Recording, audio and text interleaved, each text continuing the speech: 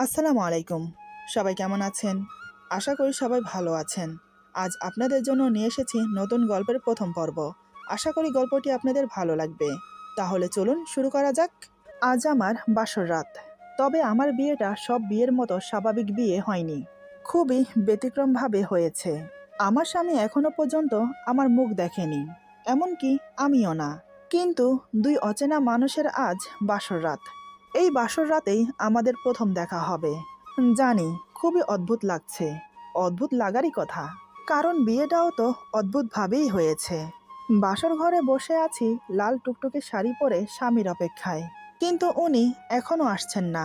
কেমন যেন অস্থির লাগছে আমার, কারণ বাসর ঘরে বসে আছি প্রায় 3 ঘন্টা হতে চলল। হঠাৎ দরজা খুলে কেউ ভেতরে প্রবেশ করলো। আমি একটু নড়ে চড়ে বসলাম। যিনি এসেছেন তিনি আমার স্বামী ছাড়া আর কেউ হবে না। আমি চুপচাপ বড় করে মাথায় ঘোমটা দিয়ে বসে রইলাম। কিন্তু হঠাৎ আমাকে অবাক করে দিয়ে উনি যা করলো, তার জন্য আমি মোটেও আশাবাদী ছিলাম না। এমন কিছু হবে বা এমন কিছু শুনবো ভাবতেও পারিনি। এরপর যা হলো। আমার নাম আফিয়া আক্তার পারভিন। আমার নামটা বিশেষ একজন মানুষের নামের সাথে মিলিয়ে রাখা হয়েছে। সেটা ক্রমশ প্রকাশ্য। ফ্যামিলিতে মা বাবা, বড় 2 ভাই, দাদা দাদু, ছোট কাকা আর আমি আছি। বড় ভাইয়া দুজন বাবার চালের আড়ত দেখাশোনা করে, আর মার্কেটে 4-5টা দোকান আছে, সেগুলো ছোট কাকা। আর বাবা মাঝে মাঝে সবখানে গিয়ে তদারকি করে। আমি পড়াশোনা করি। সবার ইচ্ছে আমাকে মাদ্রাসায় পড়াবে, হলো তাই। আমাকে মাদ্রাসায় পড়াচ্ছে। যেহেতু আমি মাদ্রাসায় পড়ি, তাই আমি বাহিরে যেতে বোরখা পরে যাই, এমনকি 5 ওয়াক্ত নামাজ পড়ি। সচরাচর মানুষের সামনে প্রয়োজন ছাড়া যাই না। আমি দেখতে ঠিক পুতুলের মতো। একটা পুতুল দেখতে যেমন সুন্দর, আমি তার থেকেও নাকি বেশি সুন্দরী। আমি জানি না, তবে সবাই বলা বলি করে। আমার চোখের মণি দুটো হালকা নীলাভ, যেটা যে কাউকে আকর্ষণ করে। শরীরের গঠন, এমনকি ফিগার, সব মিলিয়ে পারফেক্ট। আমি আমার ফ্যামিলির সবার আদরের।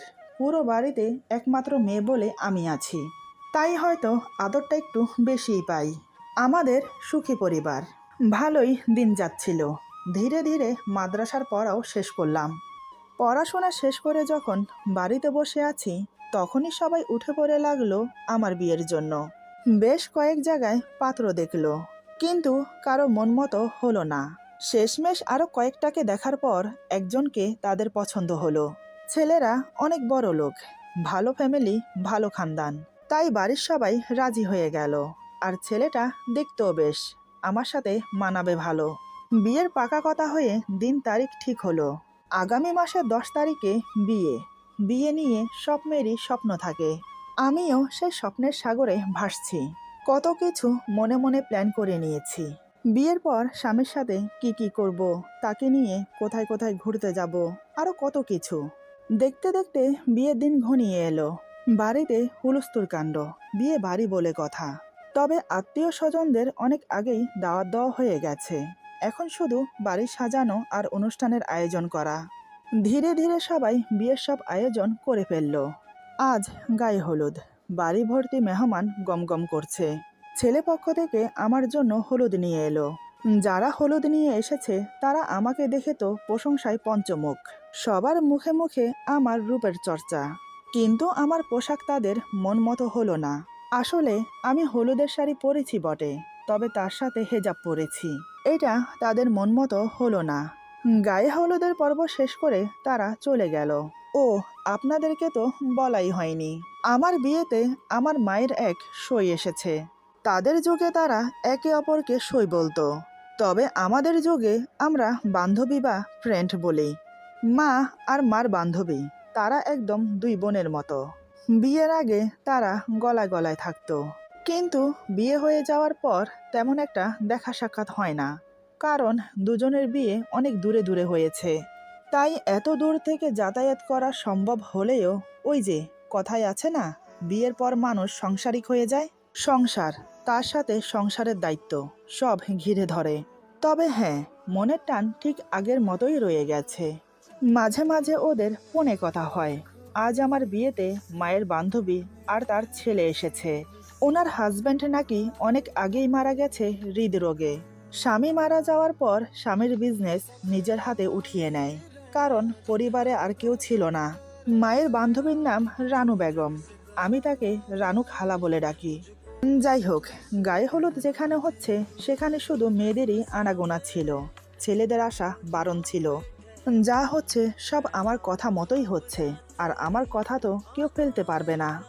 গায়ে হলুদের পর্ব শেষ হওয়ার পর আমাকে গোসল করানো হলো। তারপর এক সময় আমি ঘুমোতে চলে গেলাম। সকাল সকাল আবার ঘুম থেকে উঠে পড়লাম।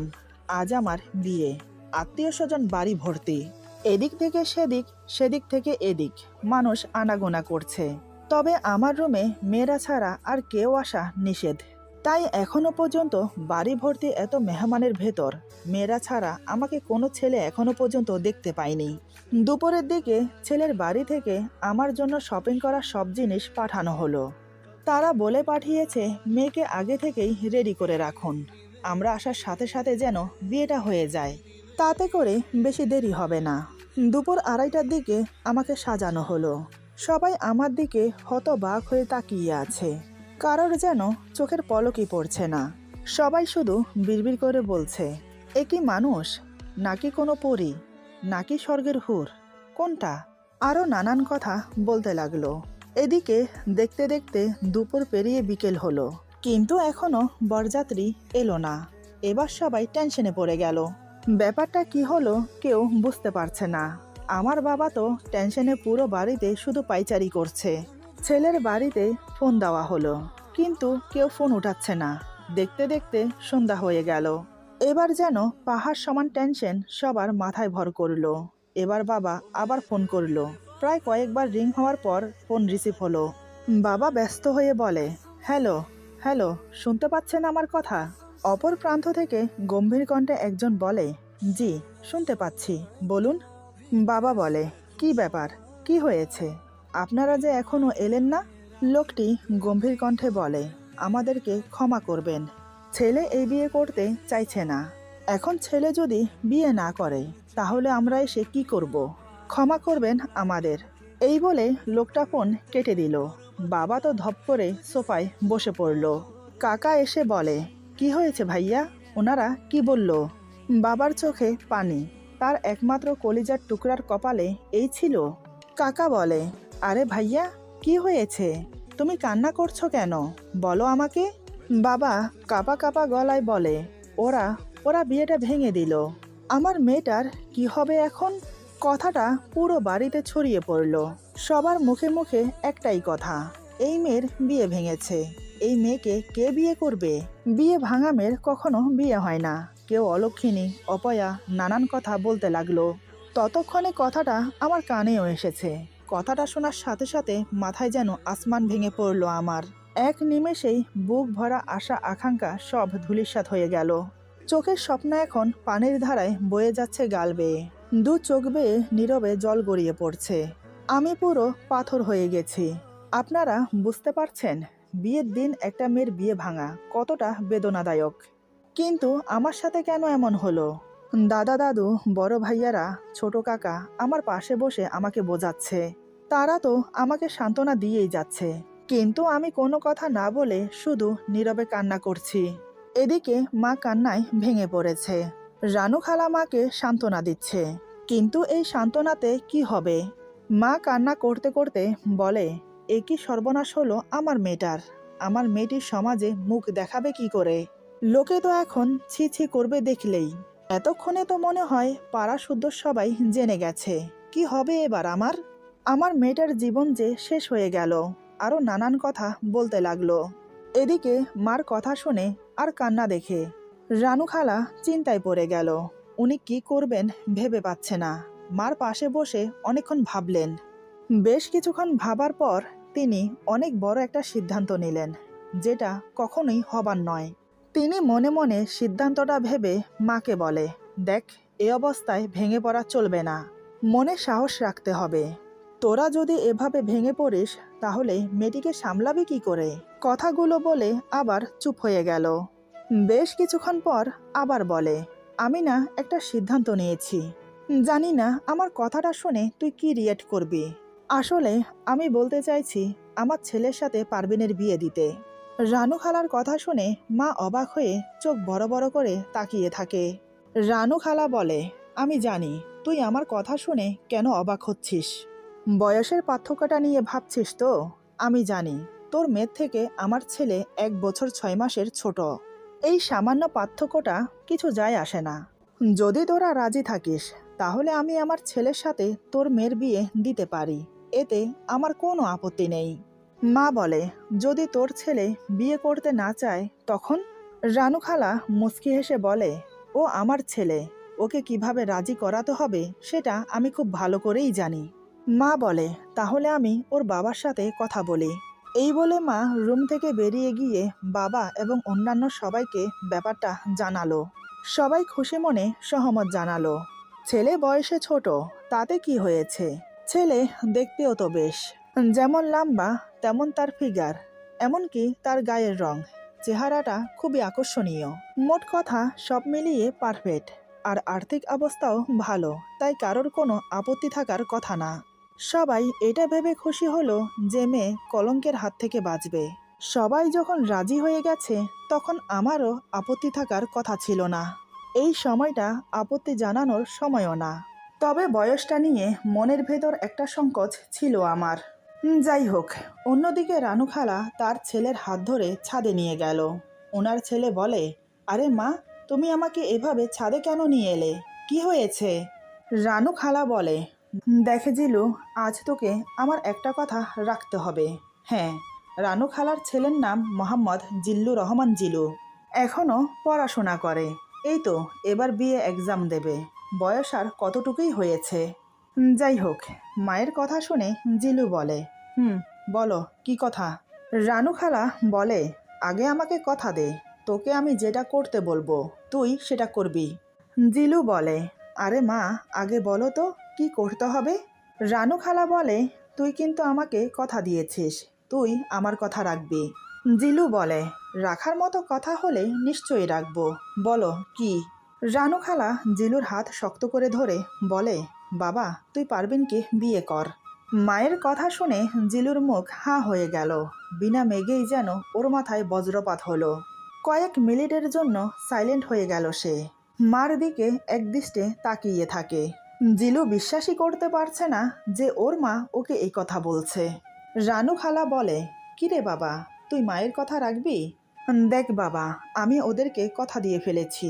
তুই একটা কথা ভেবে দেখ, তুই যদি মেয়েটিকে বিয়ে করিস তাহলে মেয়েটি কলঙ্কের হাত থেকে বেঁচে যাবে।